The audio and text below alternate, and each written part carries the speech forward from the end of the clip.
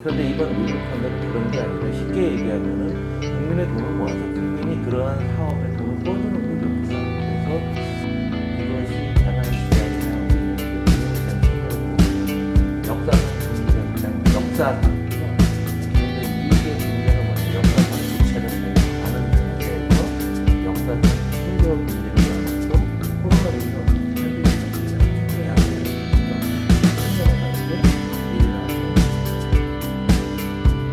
안녕하세요. 세종갑 국회의원 홍성국입니다. 저는 2016년까지 대우증권에서 30년 근무를 했고요. 3년간 열심히 공부한 다음에 올해 4.15 총선을 통해서 정치에 입문한 정치인은 새내기입니다.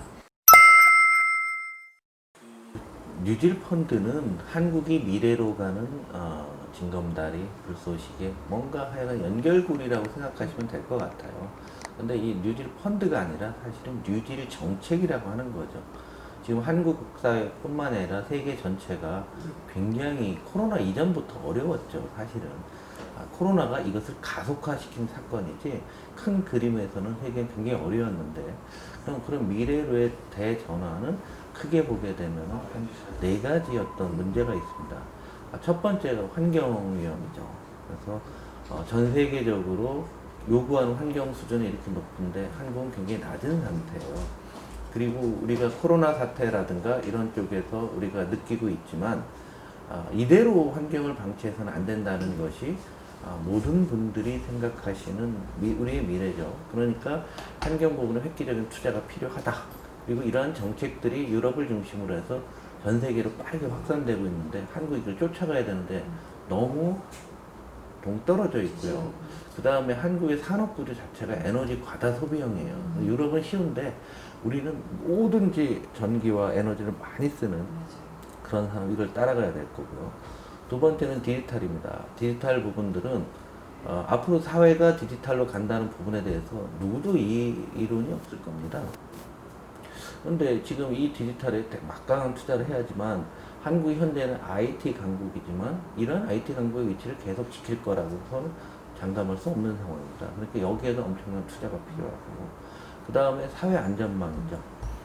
우리 이번 코로나 사태를 겪으면서 사회 안전망과 관련된 굉장히 우리 사회가 부족하다는 것을 많이 느꼈고 특히나 우리 사회적 약자들이 이런 위기가 오니까 더 힘들어졌다라는 것을 느낀 거죠. 그럼 이걸 한번 획기적으로 3만 벌 수준에 만들 정도로 올려야 된다. 네 번째가 지역 균형 유지입니다. 지역이 지금 상당히 어려운 상태죠. 이대로 가면 뭐 지방 소멸 위기 이런 용어가 지금 일본에서 나왔지만 우리나라도 빠른 속도로 오히려 더 빠른 속도로 진행되고 있어요. 그래서 지방의 발전을 위해서 지금 상황에서 뭔가 하지 않게 되면은 우리는 수도권이 비만증에 걸리고 지방은 외소증에 걸린 땅이 이렇게 넓지 않은 국가임에도 불구하고 국가 내 이런 불균형이 나온다는 거죠. 이 네 가지의 구조적인 문제점을 해결하기 위해서 우리가 투자를 해야 되고 국가가 방향성을 잡은 거는 맞는 거죠. 그런데 이제 국가 정부 예산이라고 하는 것은 1년에 30조, 40조, 5개년 계획을 이렇게 항상 짜고 10개년 계획을 짜는데 그렇게 하면 효과가 안 나오는 거예요. 그리고 시간이 없어요. 시간이 없기 때문에 한 번에 많이 투자를 하고 오히려 그 투자의 2차 파동으로 민간에서 자생력 있게 투자가 이루어질 수 있도록 예를 들면 디지털 같은 경우 초기에 인프라를 확 깔아놓게 되면 이제 그럼 민간이 자동으로 오게 되면은 정부 예산을 줄이고 처음에 많이 투자를 했기 때문에 다른 나라와 초격차를 벌리게 돼요. 이게 뉴딜 정책의 철학이에요. 그래서 처음에 자금을 집중 투여하기 위해서 고민하다 만들어낸 것이 바로 뉴딜 펀드라는 겁니다.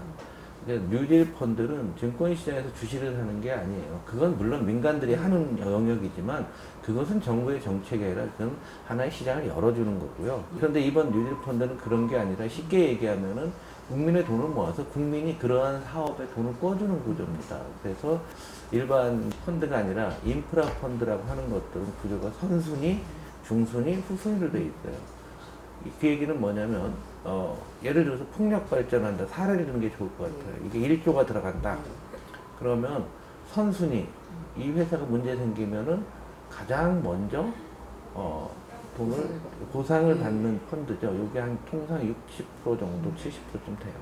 그 다음에 중순위로 한 20%, 그 다음에 받는 거고요. 후순위가 사실은 주식이라는 거예요. 이 후순위나 중순위에 정부의 재정이 일정 부분 들어가는 거고, 이 사업을 하시는 분들이 자기 돈도 넣게 되는 거죠. 그런데 그분들은 대부분 후순위라고 하는 주식에, 회사가 만약에 어려워지게 되면 제일 먼저 주식에 있는 돈이 사라지게 되고, 그 다음에 중순위, 마지막에 후순위가 돼요. 그러면 60%를 넣었으면 1조짜리 사업인데 4천억이 적자 날 때까지는 이거 원금이 보존이 돼요. 이런 형태예요. 위험한 사업 같은 경우는 신용보증기금을 통해서 여기다 또 선순위만 보증을 해줘요. 네. 이게 한 대충 최대 5천억까지 됩니다. 그렇게까지 할 필요도 없고요. 그리고 그렇기 때문에 손실이 날 경우에 네, 그런 거죠. 만약에 6천억짜리 펀드에 5천억 보증 왔으면 사실은 최대로 손실 날 거는 1,000억 정도 되는 거죠. 그러니까 개인 투자가 입장에서는 약 한 16% 정도 손실이 날 수가 있는 거예요. 그런데 이미 앞장치를 해놨는 거고, 그럼 풍력발전이 어디로 날아갑니까? 일단 마지막 장치는 뭐냐면, 그 풍력발전하면 누가 사요? 한전이 사죠, 전기를. 한전이 또 여기에 참여를 합니다. 후순위로. 그 얘기는 한전의 입장에서는 내가 어차피 살 건데 살 사람이 정해져 있잖아요. 이것도 또 하나의 안전장치죠. 우리가 모든 물건을 만들면 사줄 사람이 있냐 없냐는 건데, 이게 인프라기 때문에 그런 게 가능해요. 이건 구입자가 전부 다 정부기관이 되니까 구입자가 안 산다고 하겠어요. 국민과의 약속이니까. 그래서 안정성을 높이고,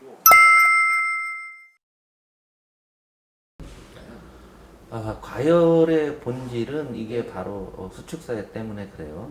코로나 때문이기도 하고, 그 이유는 전 세계적으로 모든 산업이 공급과잉 상태에서 그동안 단기 정책을 글로벌 금융위기 2008년부터 12년 써오는 와중에 코로나가 와서 더 큰 정책이요.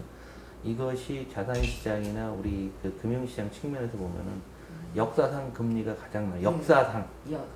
그런데 이게 문제가 뭐냐면, 역사상 부채가 제일 많은 상태에서 역사상 최저 금리를 놔놓고, 기존의 산업들은 모두가 공급과잉이고, 기존의 산업은 굉장히 성장성이 둔화되면서 새로운 산업이 잉태되는 그런 과정 속에 있었던 거죠.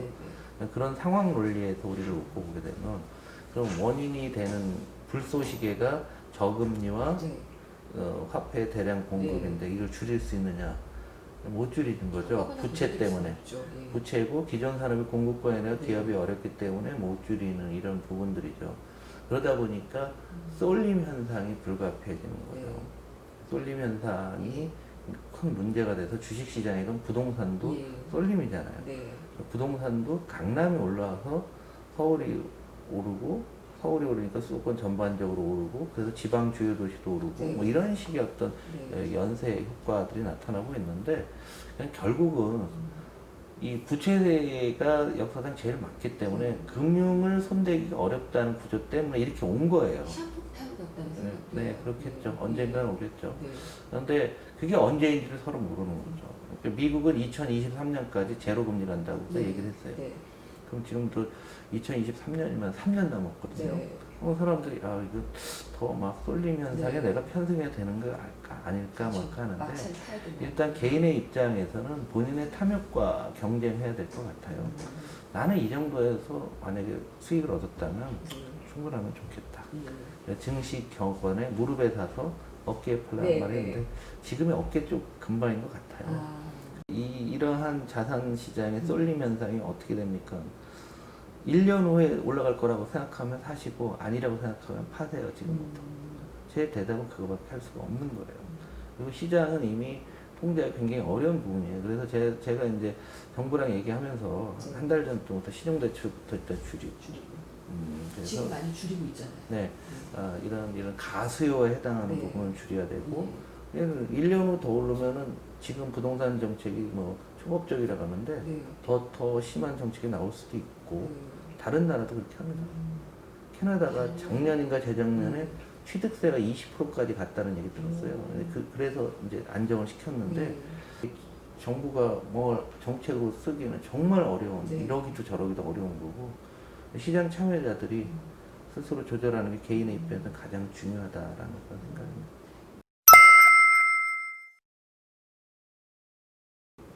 그러니까 그 수축사의 전환을 네. 더 빠르고 네. 가파르게 하는 네. 효과가 있는 거죠. 네. 이게 예를 들면 10년에 걸쳐 네. 나타날 게 1년 만에 나타나게 되면 사람들의 각성도 더 빨라지고 네.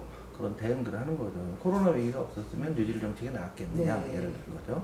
이게 10년에 나올 게 미리 나왔다. 가장 중요한 건 모든 사람한테 줬다라는 게 지구 70억 명의 모든 인류한테 동일한 잣대로 이 씨앗을 준 거고. 네.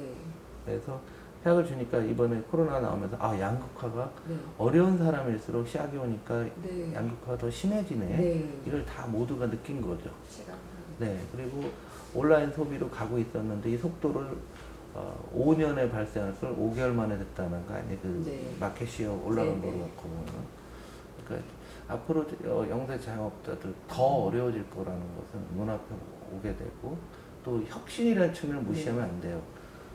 평범하게 비즈니스에서는 안 네. 되겠지만 내가 브랜드 밸류를 높였던 회사는 이거 다 살아남고 예. 새로운 형태로 내가 서비스를 한다든가 네. 그래서 서비타이제이션이라는 용어가 있습니다. 네. 기계가 못하는 거는 사람의 서비스다. 서비타이제이션. 로봇이 뭐 음식 배달한다고 하는데 예. 그래서 신기해서 저도 한번 가보겠지만 저는 그다음- 서비스 받기 싫거든요. 네. 사람한테 받고 싶거든요. 네. 예를 들면 그러니까 그런 서비스에 대한 새로운 생각들을 갖게 된다든가 해서 새로운 형태의 또 혁신을 할 수 있는 그 기회. 그래서 한국 사회는 이게 적응도가 빠르기 때문에 빨리 해놓으면 또 코로나가 빨리 풀려서 해외 관광객들이 오게 되면 한국이 정말 특별한 나라로 네. 한골 탈퇴하는 또 기회가 될 수도 있겠죠. 지금